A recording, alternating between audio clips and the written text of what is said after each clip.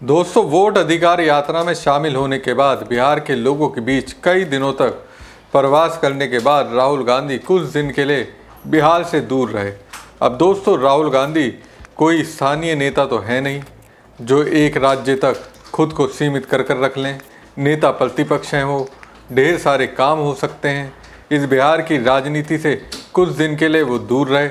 अब देखिए दोस्तों, राहुल गांधी जब बिहार से कुछ दिनों के लिए दूर रहे तो भक्तों और गोदी मीडिया को सुरसुरी होने लगी।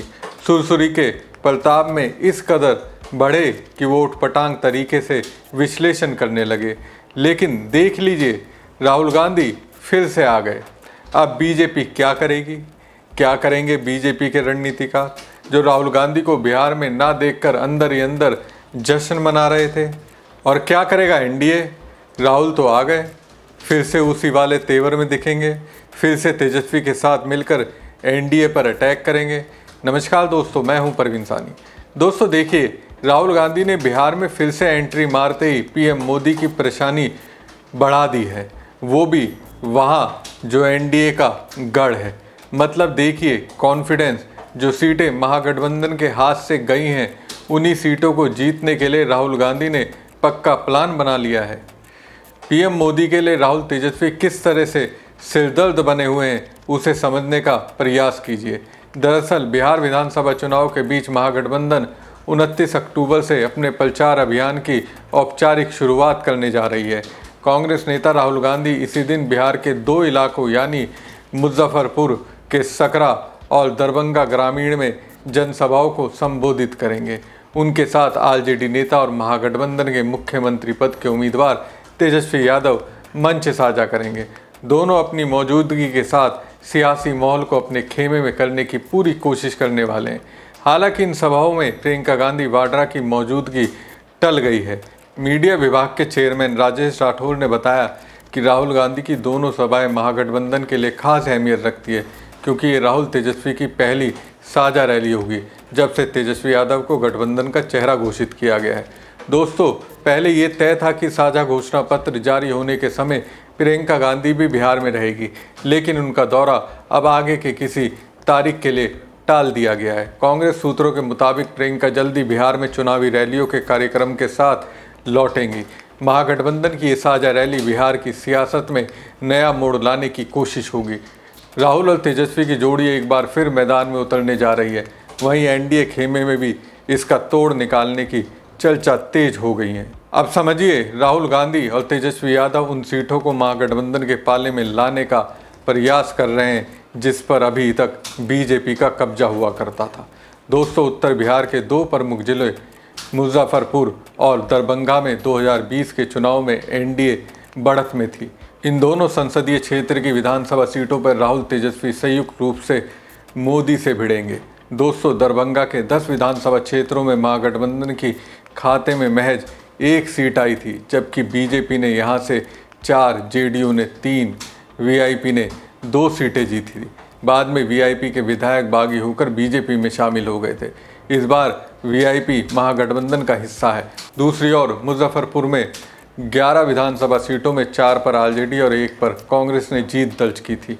एनडीए यहां की 6 सीटों पर जीत हासिल की थी, जिसमें 3 सीटें बीजेपी के पास गई, जबकि 2 सीटें वीआईपी, जेडीयू ने 1 सीट पर जीत दर्ज कराई थी। इस लिहाज से एनडीए दोनों विधानसभा क्षेत्रों में बढ़त में रहा। बहरहाल राहुल गांधी की इन 2 विधानसभा क्षेत्रों से अपनी चुनावी शुरुआत को काफ़ी अहम माना जा रहा है, क्योंकि बीते दिनों महागठबंधन में सीटें सीएम पद के उम्मीदवार को लेकर काफ़ी खींचतान रही। ऐसे समय में राहुल गांधी का तेजस्वी के साथ मंच साझा करना ये साबित करने का प्रयास है कि महागठबंधन में कोई मनमुटाव नहीं और वो पूर्ण रूप से एकजुट होकर मैदान में है। दोस्तों, चुनाव की तारीखों की घोषणा के बाद राहुल तेजस्वी की ये पहली रैली होगी। ये रैली वास्तव में विपक्षी इंडिया ब्लॉक की एकजुटता का सबसे मजबूत उदाहरण है। राहुल गांधी की ये यात्रा ऐसे समय में हो रही है जब चुनाव प्रचार में उनकी गैर मौजूदगी एक बड़ा मुद्दा बन गई थी। इससे पहले वो 1 सितंबर को अपनी वोटर अधिकार यात्रा के समापन पर पटना आए थे, जिससे महागठबंधन के लिए एक पॉजिटिव माहौल बनाया गया था। कांग्रेस पार्टी ने छठ पूजा के ठीक बाद अपने अभियान को तेज करने की रणनीति बनाई थी।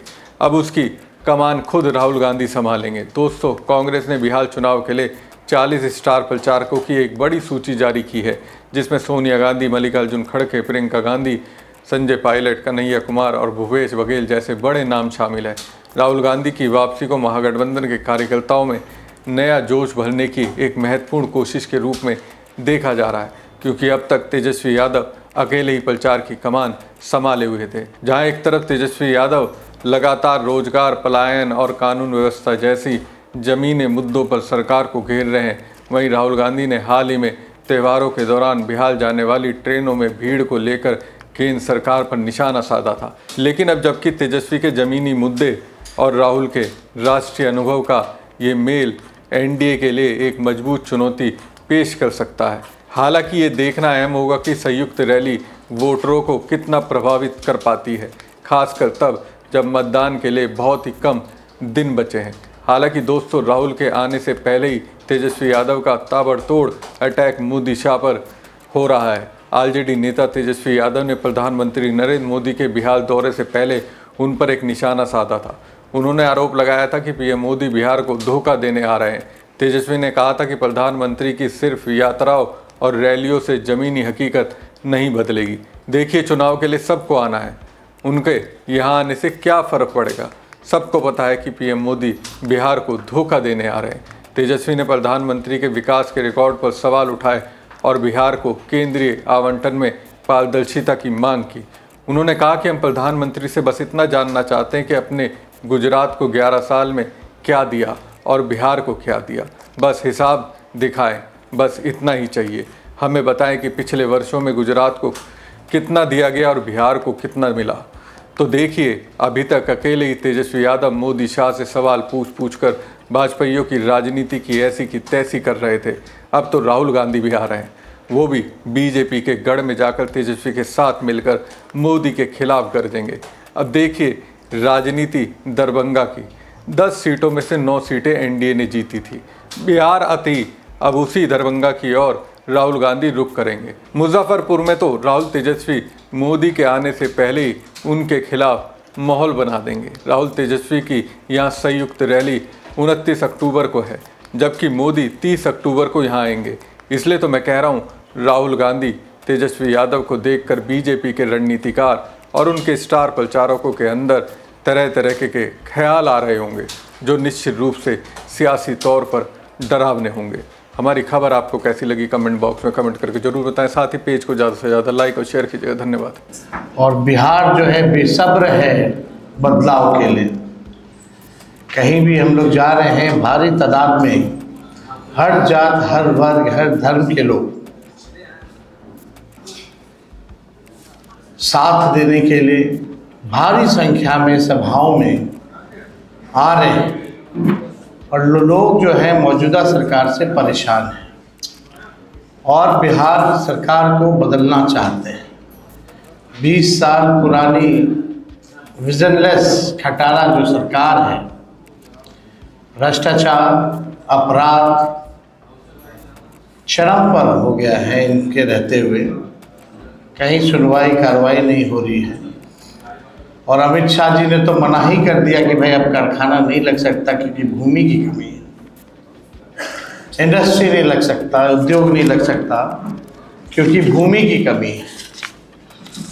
तो लोग समझ चुके हैं भाजपा को, उनके चाल और चरित्र को, कि मोदी जी ने फैक्ट्रियां लगाई, SEZ लगाई, IT पार्क लगाई, सेमीकंडक्टर फैक्ट्रियाज लगाई, स्टेडियम्स इंटरनेशनल लगाई, इन्वेस्टर मीट जो है सब कुछ गुजरात में, बल्कि बिहार का बजट भी शिक्षा चिकित्सा का गुजरात में खर्च कर रहे हैं।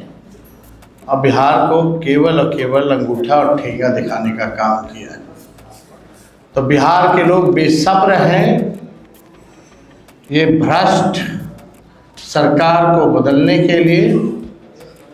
और आप सब लोगों को पता है कि अगर लंबे समय तक पानी अगर स्थिर रहे एक जगह तो वो सड़ जाता है और एक ही ब्रांड का बीज अगर 20 साल तक खेतों में अगर आप रोपिएगा तो खेत भी बंजर हो जाता है, फसल नहीं आती है। तो बिहार की जनता बदलाव करेगी,